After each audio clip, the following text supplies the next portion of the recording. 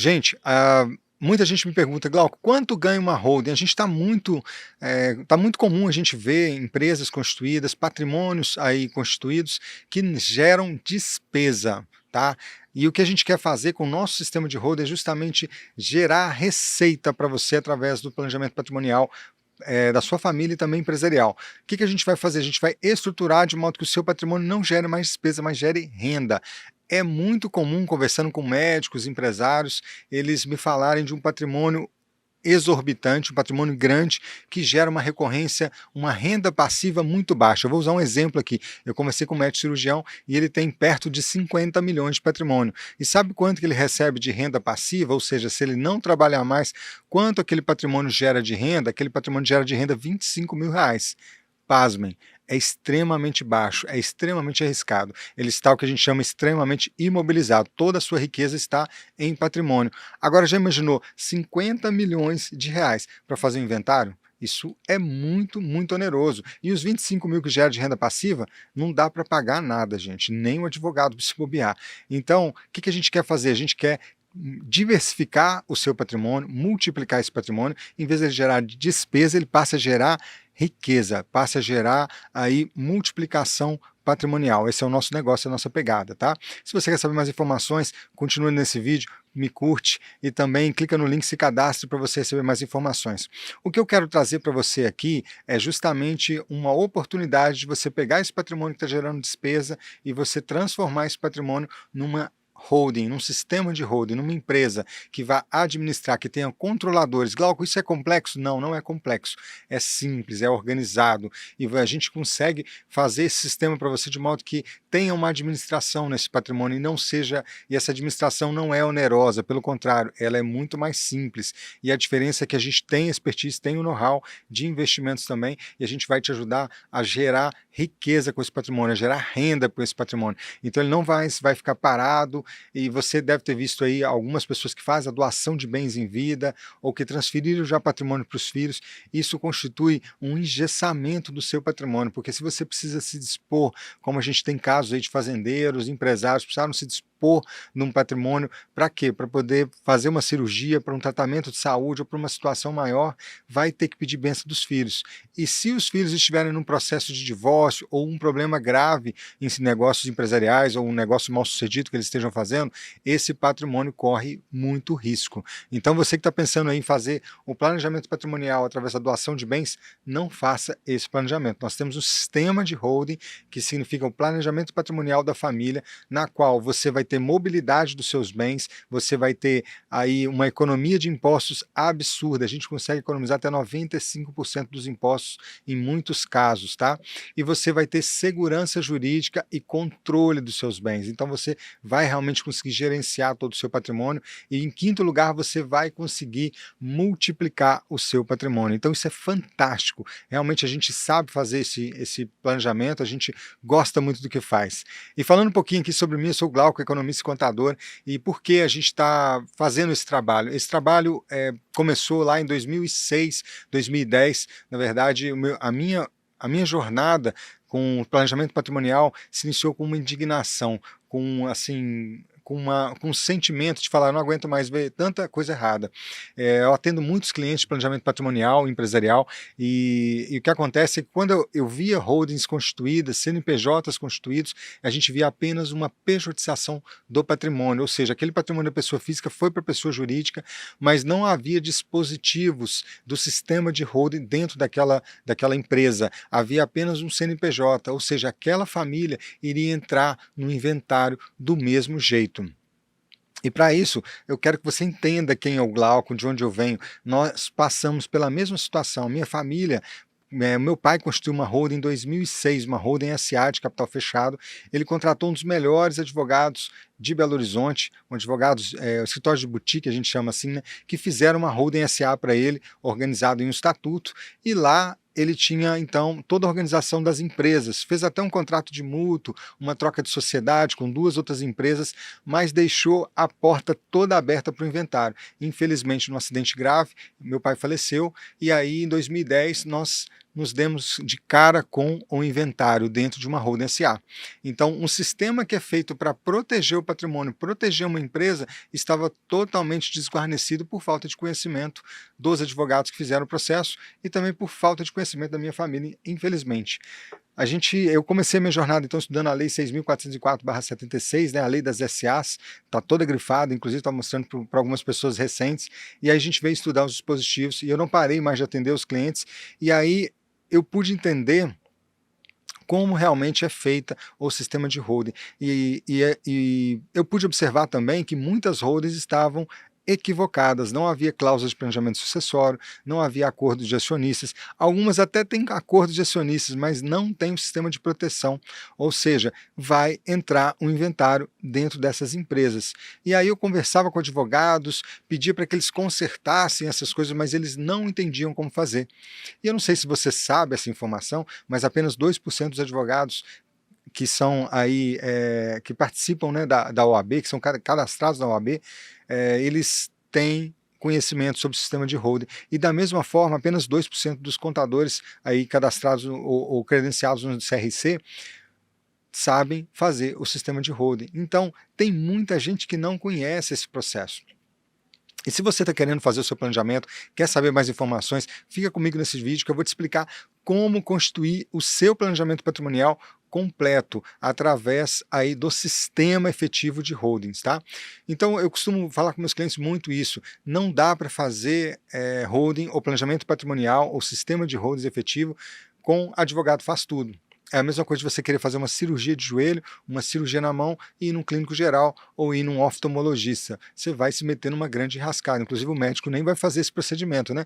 Mas infelizmente os advogados às vezes fazem lá, pegam um modelo de minuta de contrato, fazem um CNPJ, e eu tive essa experiência no Goiás, atendendo um grande fazendeiro.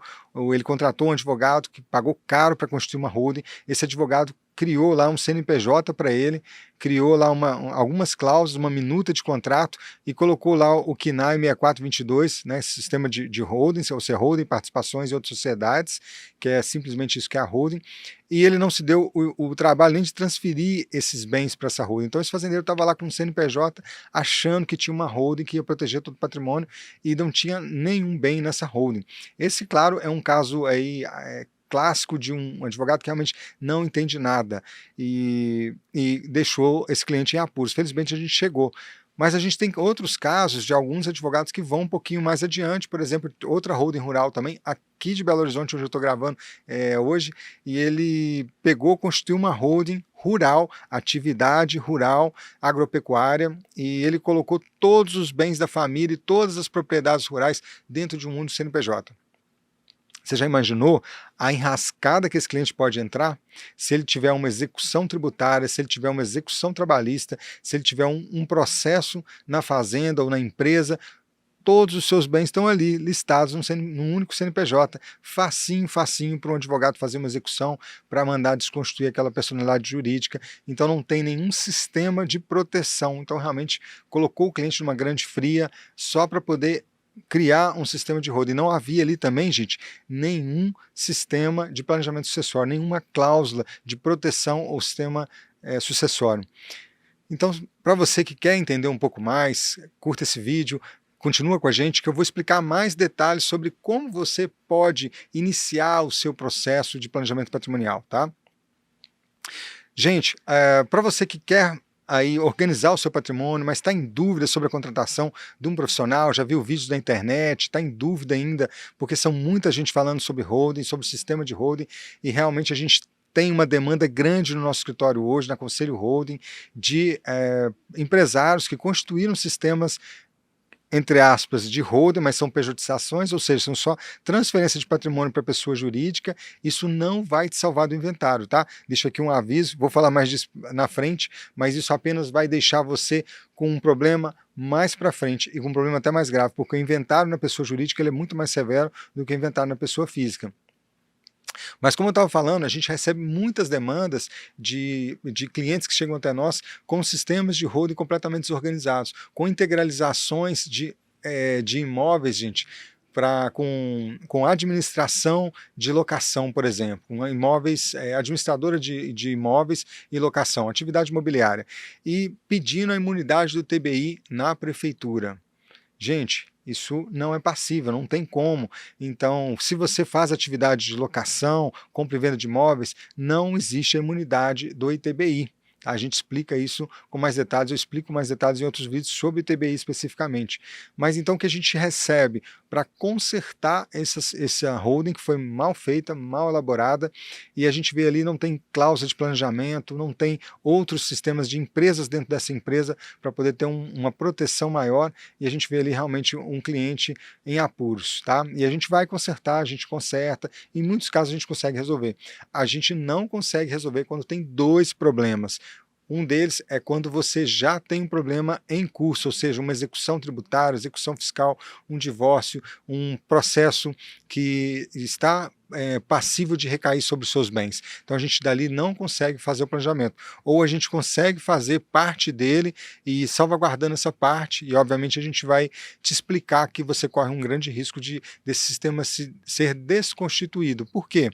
Porque quando você tem um problema, você não pode fazer a transferência dos bens. Quando você tem uma ação em execução, ou você já foi notificado, você não pode transferir os seus bens que estão em garantia nesse processo para outra empresa ou para outro fim ou para outro lugar. Isso se chama fraude à execução ou fraude a credores. Então, nesse caso, o juiz concede uma reversão, ou seja, vamos supor que a gente pegou esse bem, está com uma execução trabalhista lá e tem um bem, por exemplo, um apartamento. Você pega esse apartamento e transfere para uma holding. O que vai acontecer? O juiz vai pegar lá, ó, na data do processo que já tinha sido notificado, você tinha essa ação e agora está em execução.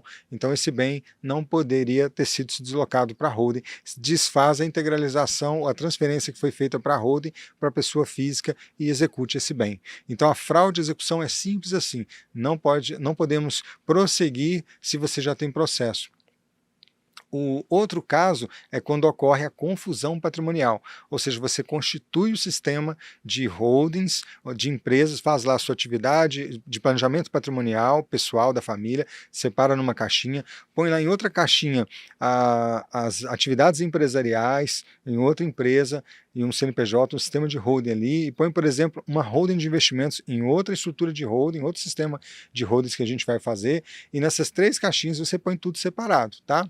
Mas vamos supor que você começa a utilizar os recursos de uma empresa na outra, ou seja, a confusão patrimonial. Vai para a Disney, gasta o cartão da empresa para pagar as contas, passa essas despesas, e aí quando há um processo, um problema na empresa, por exemplo, eles conseguem validar que existe confusão patrimonial, ou seja, não há separação do que é particular e do que é empresarial. E aí, então, a gente consegue, aí, nesse caso, há uma desconstituição do projeto de holding, do sistema de holding, ou seja, você pode cair em apuros. Então, esses dois fatos, fraude de execução e confusão patrimonial, a gente tem aí pode ter, tá, passível judicialmente de ter a desconstrução do sistema de holding. Mas se você está com tudo organizado, está com um planejamento bacana, ou seja, tem os bens com IPTU, ITR, investimentos corretos, tudo certinho, não tem nenhum processo judicial, você pode clicar no link para falar com a gente, curte esse vídeo, compartilha também. Para quê? Para que a gente possa te ajudar a organizar esse planejamento e você pode ter o sistema de holding totalmente organizado, tá? Hoje nós somos uma empresa relativamente nova, né? Conselho Holding é uma empresa tocada por, não administrada por advogados, né? Eu sou economista e contador e o nosso foco realmente é muito na gestão empresarial, é muito entender empresários, médicos, outros profissionais, outros tipos de empresários também. Para quê? Para organizar o planejamento patrimonial, para segregar atividade empresarial, atividade de risco também que você tem do patrimônio pessoal da família. Você já deve ter ouvido aquele ditado: fulano era empresário, tinha uma grande empresa e ele teve um problema, a empresa veio a quebrar, ele faliu e ele perdeu tudo, só ficando com a casa que ele tinha. E quando, em muitos casos, ele perdeu até a casa que ele tinha. Você já deve ter ouvido falar de alguém que tenha passado por esse problema. Essa pessoa, infelizmente, não teve o conhecimento do planejamento patrimonial no sistema que a gente faz, no sistema de holding, tá? Porque se ele tivesse, ele não perderia os bens particulares, tá? E eu explico, e vou explicar isso em outro vídeo, falando mais detalhes sobre essa blindagem, essa proteção, tá? Eu vou dar um spoiler aqui falando só sobre a impenhorabilidade de cotas, impenhorabilidade de bens.